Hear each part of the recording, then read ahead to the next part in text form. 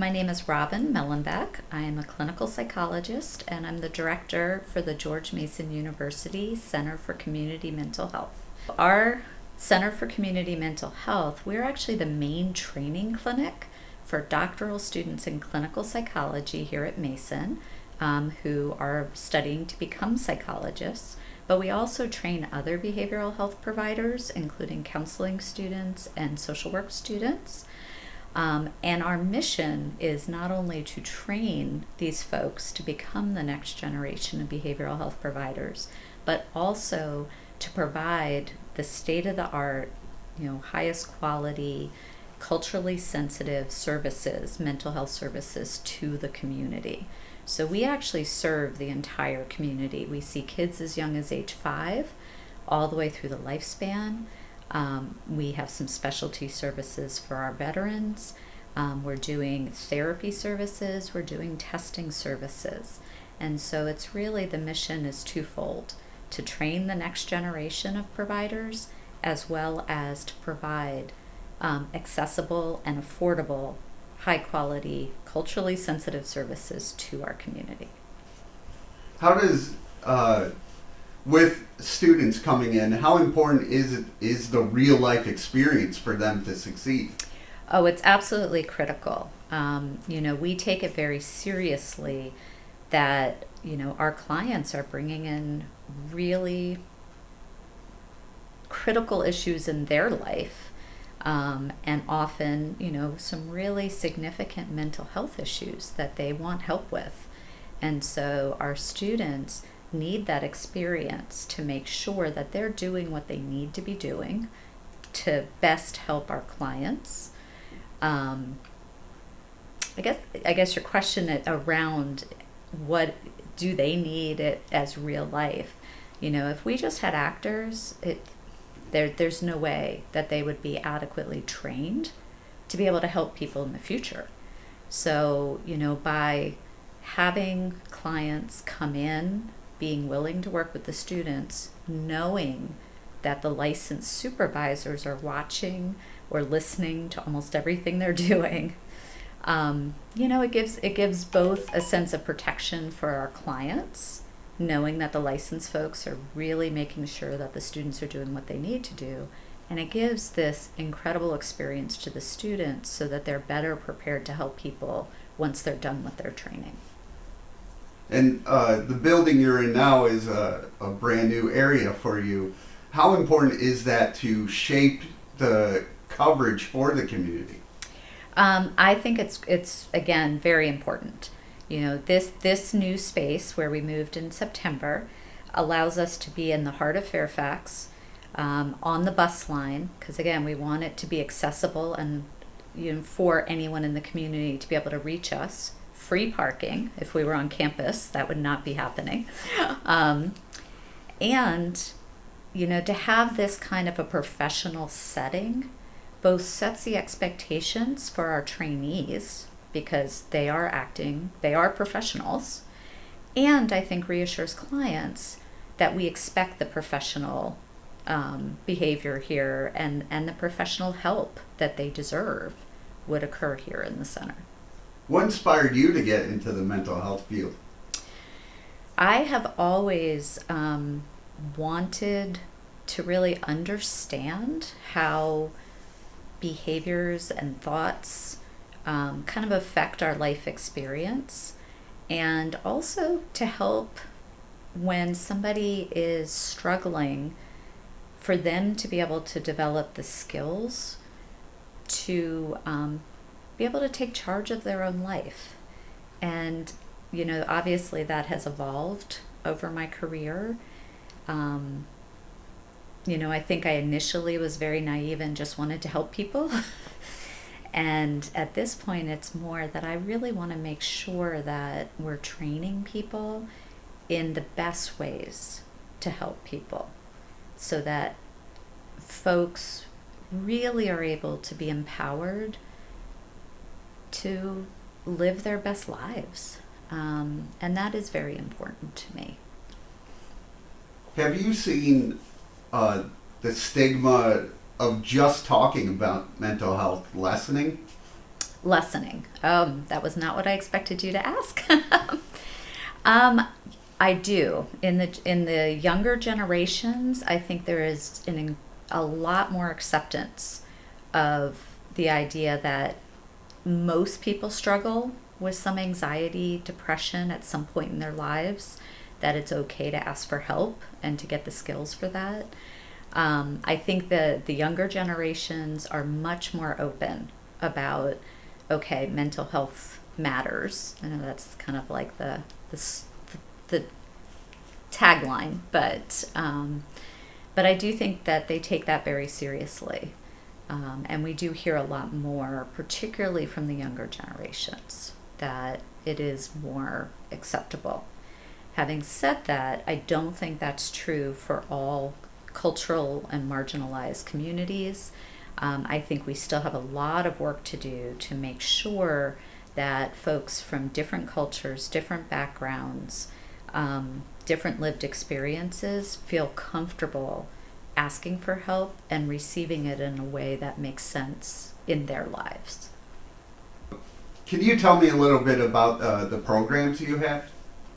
Absolutely. So here at the Center for Community Mental Health, we offer therapy service, so individual therapy, some group therapies, occasionally couples therapy, family therapy. We also offer testing, and this is particularly important often for the kids who may have learning disabilities, emotional struggles that are impacting their ability to learn,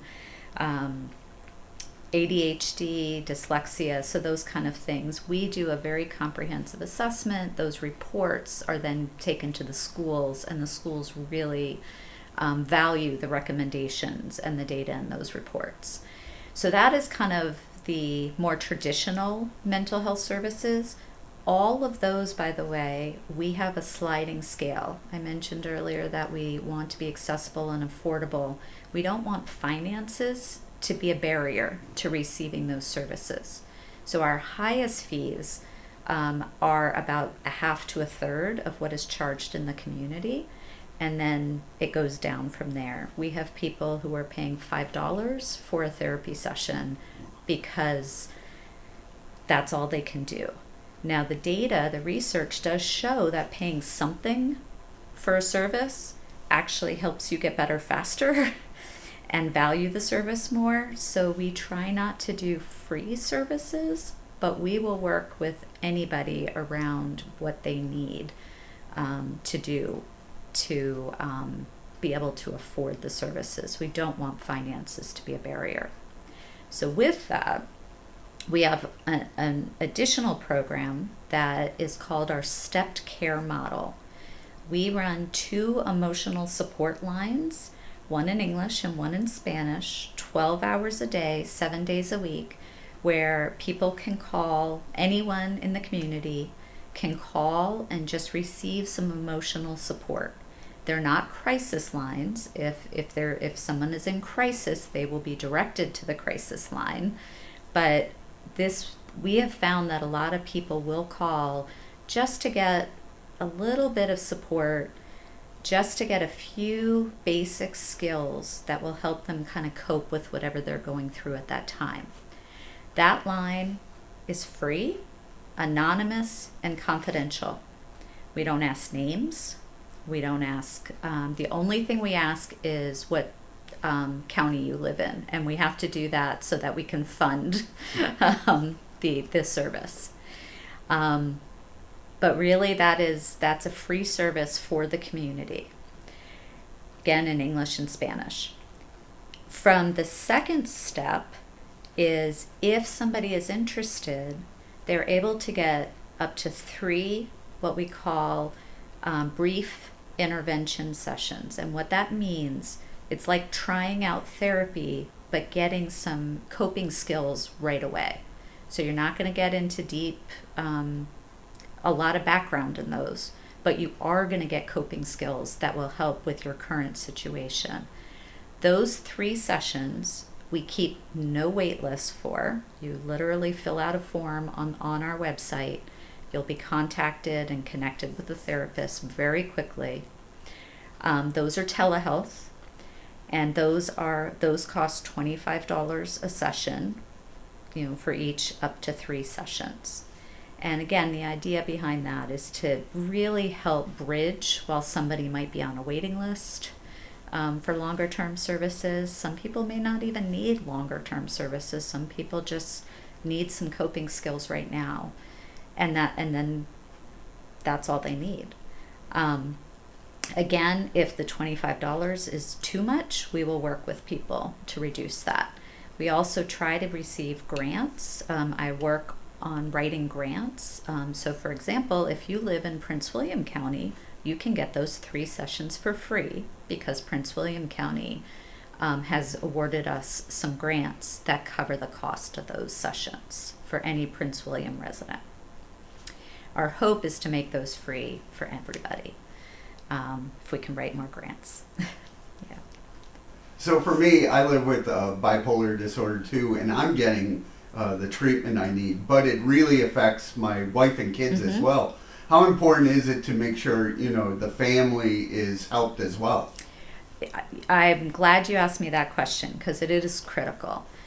Any time that somebody has a mental health issue in the family, it affects everybody. And sometimes, again, all the family members need is just a little extra support. Sometimes coping skills are really important. And a lot of times when I've seen families, they want to know how best to help their loved one. And again, some of the programs across the state, whether it's support groups through NAMI, whether it's through the American Foundation of Suicide Prevention, our program, the Center for Community Mental Health, and then there's other nonprofits too in the area that really try to also support families. And so absolutely, if one member of the family is struggling, and I say this about mental health or physical health, anything that happens in a family unit is going to affect everybody else, and we want to support everybody. What do you do to help your own mental health? Great question. So to do my own mental health, my number one, and my family will agree with this, is I do go to a gym. I am what they call a social workout person. So I need it to be a group setting, and I have found a group of folks who also go to the same workout program, and that is a big mental and physical health support for me, is getting that physical activity with this group, many times a week if I can, usually 3 to 4. But I also like to read. I take time for myself to read. And then most importantly, I really try to spend a little bit of quality time with a family member or a good friend each day. That means, again, for me, I recognize that social connection is one of my biggest resilience factors in maintaining my mental health.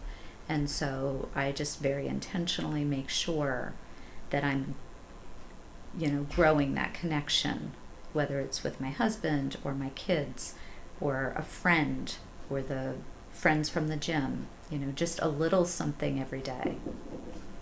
So those are probably the biggest things. Where do you want to see the center, say, in the next 3 to 5 years? That's a great question, and we are actually working on that right now to think about, what does our next 5 years look like? Ideally, I would love for us to have no wait list. I think the biggest frustration for anybody who needs mental health services is obtaining them, or wants them to, needs or wants, obtaining them when they're ready. And we have a real crisis right now where it's really hard for people to get the services when they need them. There are wait lists everywhere for kids, for adults. So I would love to see our center grow enough that we are training enough folks, as well as providing enough direct care services, that when people need services, they can get them without a 2-4 4 6-month wait lists. So that's my goal. And again, to really increase the interprofessional training. I'd love to see us do a lot more, helping our social work students, counseling students, as well as our clinical students.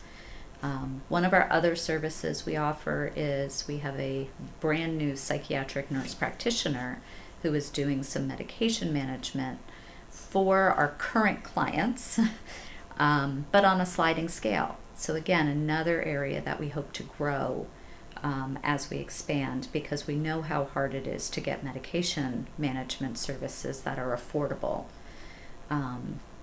as well.